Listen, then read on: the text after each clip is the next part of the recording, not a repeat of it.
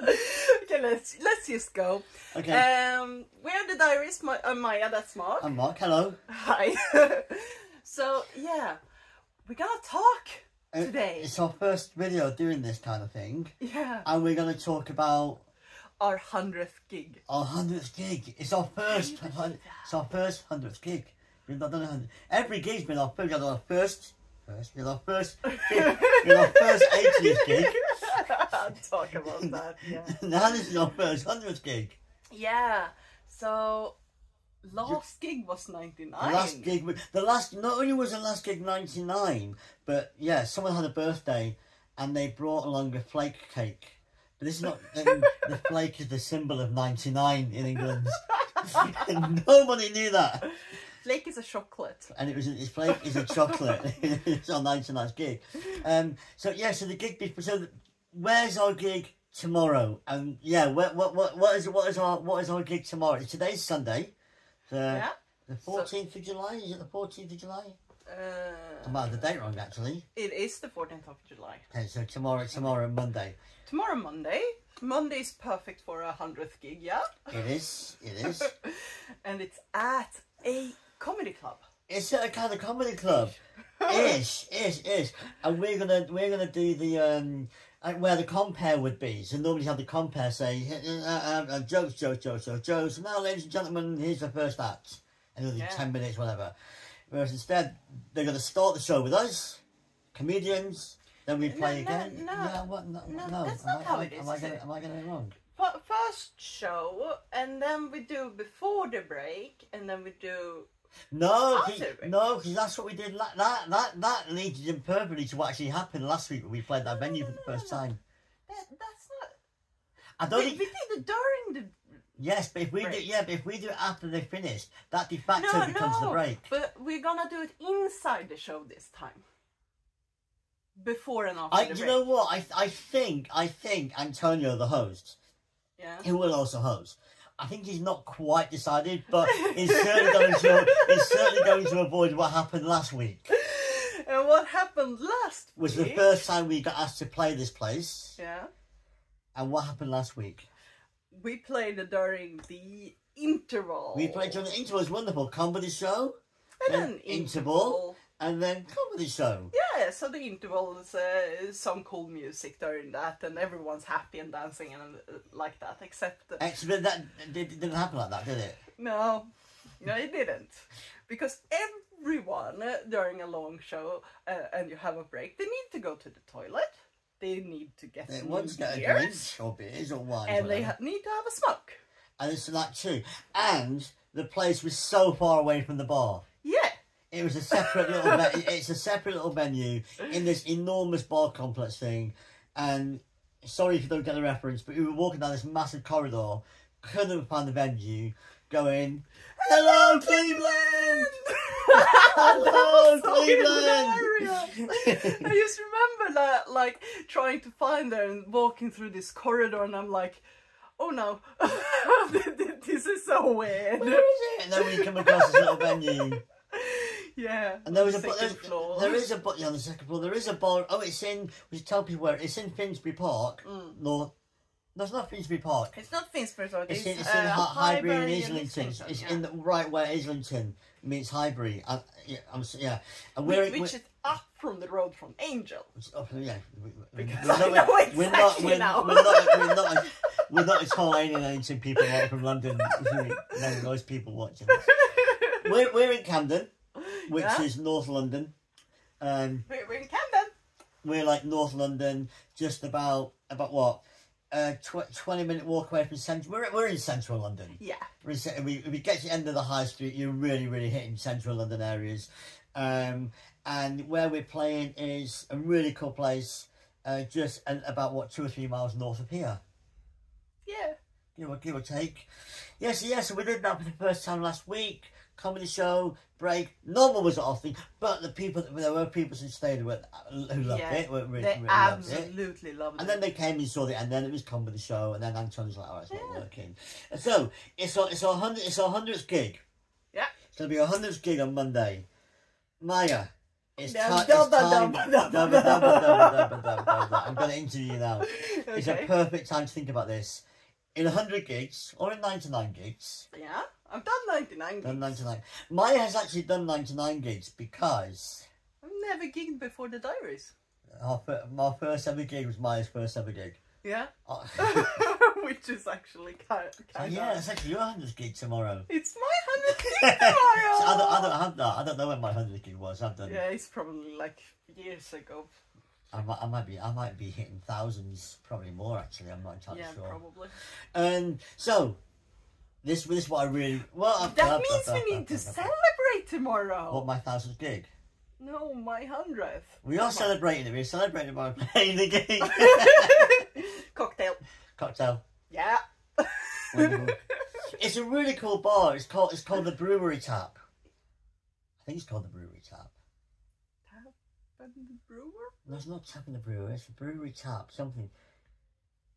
The gig is the funny brewer. The gig's called the funny brewer. But what I've been wanting to ask you is your most memorable gig in the 100 that we've done, and the most favourite, or not most favourite or most memorable, or maybe both. There's so many we can talk about. Oh wow! It must be my second gig. Oh, of course. That was just absolutely mad. I mean, my first gig was really, really special, but my second gig, first gig of the German tour, or first tour. Well, European tour, yeah. But it happens to be in Berlin. Yeah, European tour. Let's tell people what we did.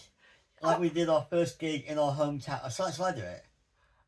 You've already started. I'm gonna take over. Great. I'm taking over. Great. So, first gig in our little town in Clara, Ireland, middle of Midlands.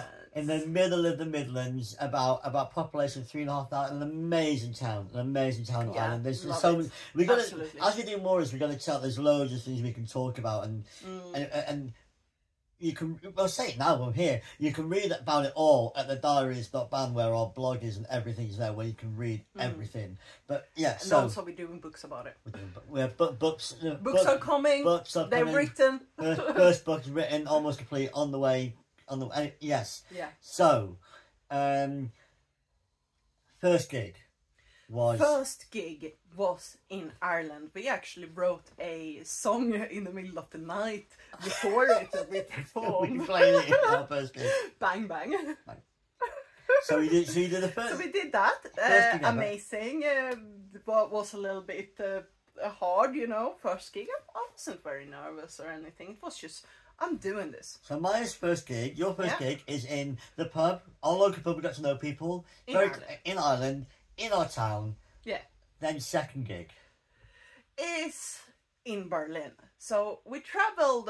I left Ireland immediately. The next day. 6 o'clock. 6 a.m. the next day. Like 5 hours later. And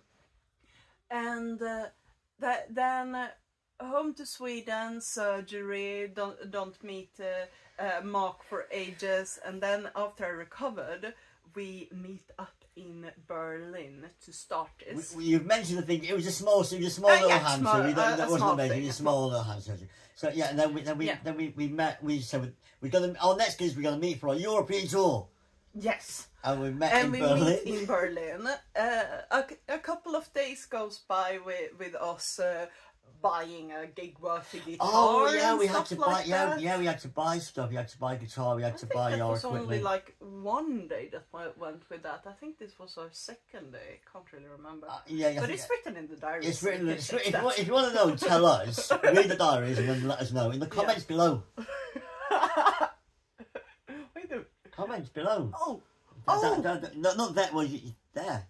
Comments. I thought this was a knee, but apparently it's comments. Not comments.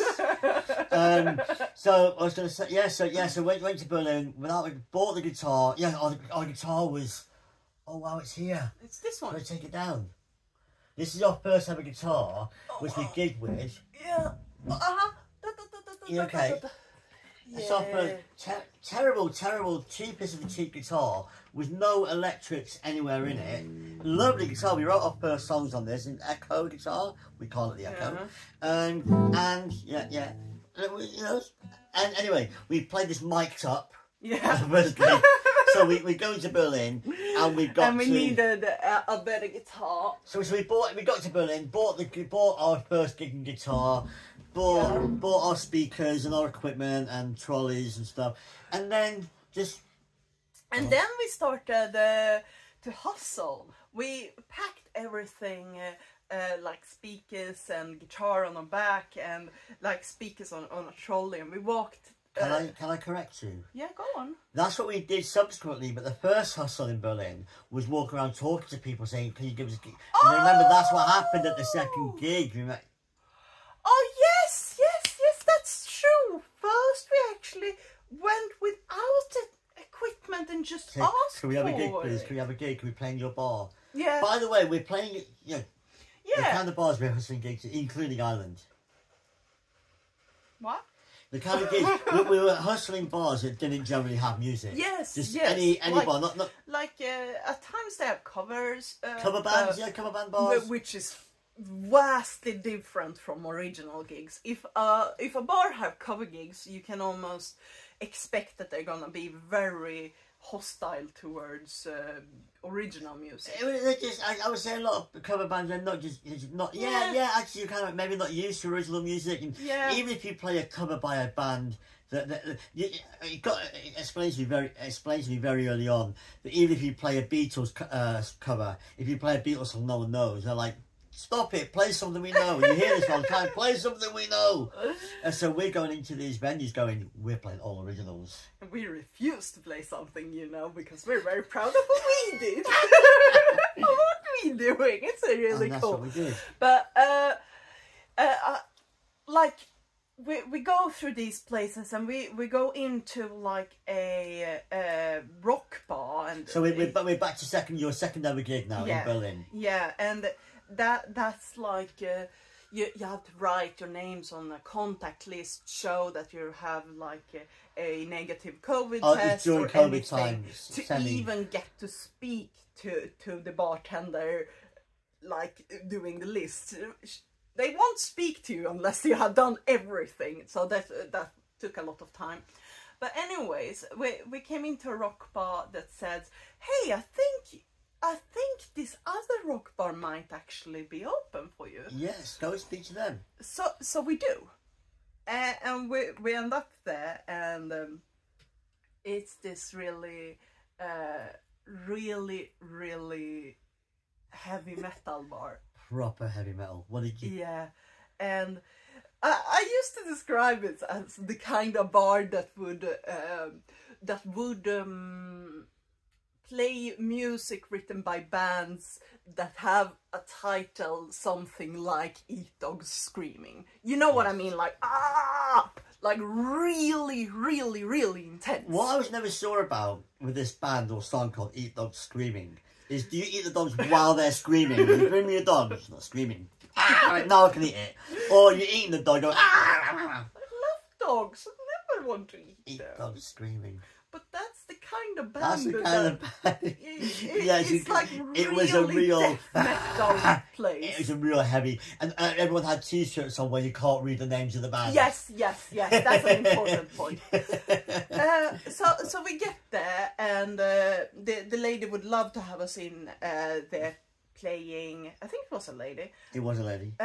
So we are booked for. She said come at 9 o'clock. 9 o'clock the same night or something like that. And I think it's around 7 now. So we go have dinner, whatever. Pick up our. Back to the hotel. Pick up our gear. Our gear and go there. And as we arrived, I realized, hey, the place is absolutely full. And everyone's eating dogs screaming. No. Or eating screaming dogs. I'm not. No, they're drinking beer, Mark. Drinking beer. We are very pro dogs here in this band. We love dogs. Both of us. Yeah. We love dogs. They're very cute. Yes. Anyhow, everyone's drinking beer. It's absolutely, completely full, and the music's loud and the music's like that. And I thought thought they had a stage area a little bit to the left of the door. Like you come in and the bar is on the right, and I thought it was like a stage area to the left, but then I realized that was just a wall. The whole place is full. The whole place is full. There's no space for us. And I'm asking the lady, where do you want us to set up? And she says, you're right here. Where the comments are. There were no comments there at the time. Come on. And the place here was in front of the bar, where there was a table where a couple of people sat at the table, and you kind of had to go through that to order at the bar, in the middle of the floor. Completely in the middle of everything. You guys just stand in the middle of the floor with your one acoustic guitar. And speaker and stuff. And speaker and play a song.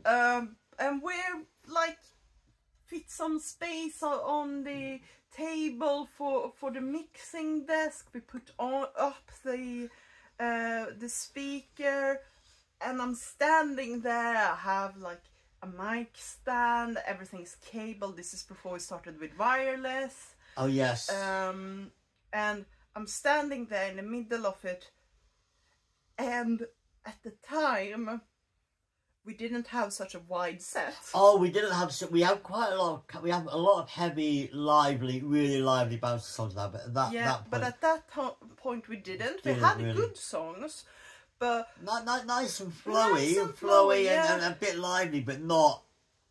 Yeah. Certainly not in your face. So I had to sing a very nice song called "Old Kinds of Wonderful." In front of this really heavy metal crowd. I mean, it went fine, I guess. People were absolutely encouraging us. They were so nice about it. Everyone watched it. Everyone stopped. The music went up. Everyone paid attention. We played 5 or 6 songs.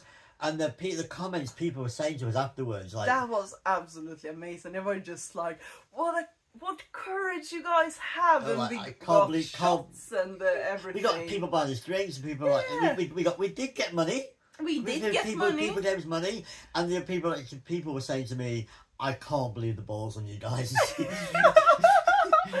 I don't really think that they thought we were that fitting in the environment, but they were really like, "Oh my gosh, how ballsy you guys are."